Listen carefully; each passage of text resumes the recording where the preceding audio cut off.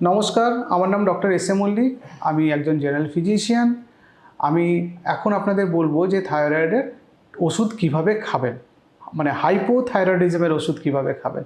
হাইপারথাইরয়েডিজমের ওষুধ খাবার নিয়ে কিছু বলার নেই, সেটা যে কোনো সময় আপনি খেতে পারেন, খাবার আগেও খাওয়া যায়, খাবার পরেও খাওয়া যায়। কিন্তু হাইপোথাইরয়েডিজমের ওষুধ খাওয়ার একটা পার্টিকুলার নিয়ম আছে।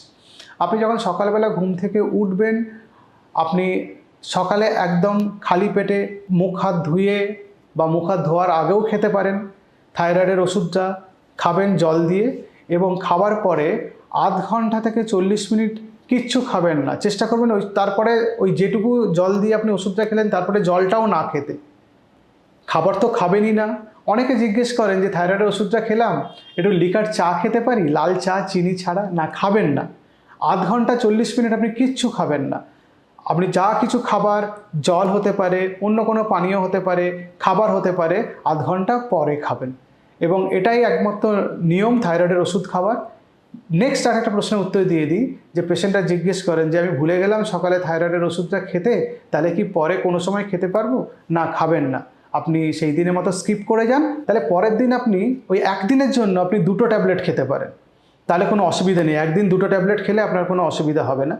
তবে একদিন মিস করলে, মাসের মধ্যে যদি একটা দিন মিস করেন, তাতে আপনার কোনো অসুবিধা হবে না।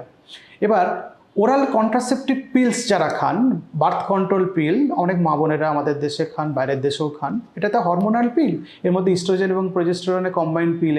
এটা কি করে, আমাদের ব্লাডে না থাইরয়েড বাইন্ডিং যে প্রোটিন থাকে, আমাদের ব্লাডে কিছু প্রোটিন থাকে যেটা ওষুধকে তারা বেঁধে রাখতে সাহায্য করে। নাহলে আমরা ওষুধ খেলাম, সেই ওষুধগুলো ব্লাডে গিয়ে মারাত্মক একটা তারা এফেক্ট করবে। সেই প্রোটিনগুলো, ব্লাডের মধ্যে প্রোটিনগুলো ওষুধকে বেঁধে রাখে এবং আস্তে আস্তে রিলিজ করে, তারপরে আমাদের ওষুধের কাজগুলো প্রপারলি পাওয়া যায়। বার্থ কন্ট্রোল পিল বা ওসিপি, ওরাল কন্ট্রাসেপটিভ পিলস, এটা থাইরয়েড বাইন্ডিং প্রোটিনকে ব্লাডে বাড়িয়ে দেয়। তার জন্য অ্যাক্টিভ থাইরয়েড হরমোন ব্লাডে কমে যায়, কারণ বেশিরভাগটা ও বাইন্ড করে নেয়। সেই জন্য যারা ওরাল কন্ট্রাসেপটিভ পিলস খাচ্ছেন, তাদের থাইরয়েডের ডোজটা কিছুটা বাড়াতে হয়। আর আবার যখন বার্থ কন্ট্রোল পিল বন্ধ হয়ে যাচ্ছে বা ওরাল কন্ট্রাসেপটিভ পিলস বন্ধ হয়ে যাচ্ছে, স্বাভাবিকই ওই ব্লাডের মধ্যে থাইরয়েড বাইন্ডিং প্রোটিন, যেটা থাইরয়েড বাইন্ডিং গ্লোবিউলিন, সেটা তো কমে যায়। সেই কমে যাওয়ার জন্য ওই থাইরয়েডের হরমোন, মানে থাইরয়েডের ওষুধের ডোজটা আবার কমিয়ে দিতে হয়।